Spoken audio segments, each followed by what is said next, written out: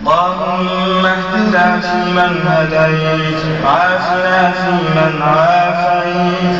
وتولنا فيمن توليت، وبارك لنا فيما أعطيت، وقنا شر ما قضيت، إنك تقضي ولا يقضى عليك،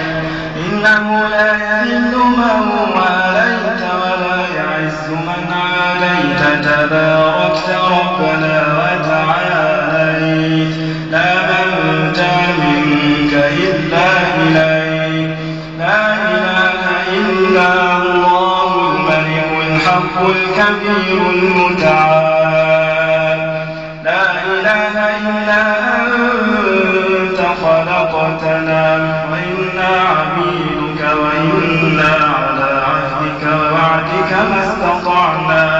نعوذ بك من شر ما صنعنا، نبوء لك بنعمتك علينا، نبوء لك بذنبنا،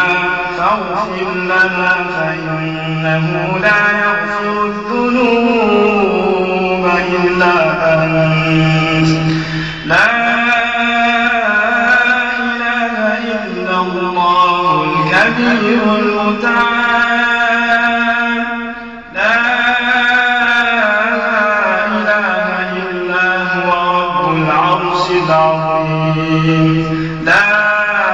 إله إلا هو رب العرش الكريم، لا إله إلا هو يحيي ويميت، لا إله إلا هو مدبر الأمور، لا إله إلا هو إليه تصير الأمور، باعث من في القبور، يعلم حوائج السائلين، يسمع أنين المتأوهين،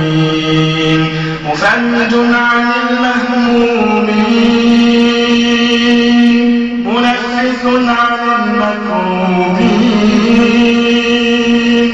يا رب أنا العبد الذليل الخاضع الفقير بين يديك، كثير الذنب كثير العصيان، وأنت كثير العفو والغفران، اللهم اغفر لنا ما نعلمه وما لا نعلمه، اللهم إنا نسألك من الخير كله عاجله وآجله ما علمنا منه وما لم نعلم،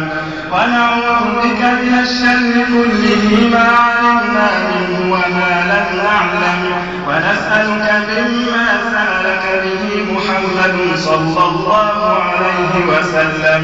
ونعوذ بك من شر ما استعاذ منه محمد صلى الله عليه وسلم، ونسألك الجنة وما قرب إليها من قول أو عمل، ونعوذ بك من النار وما قرب إليها من قول أو عمل،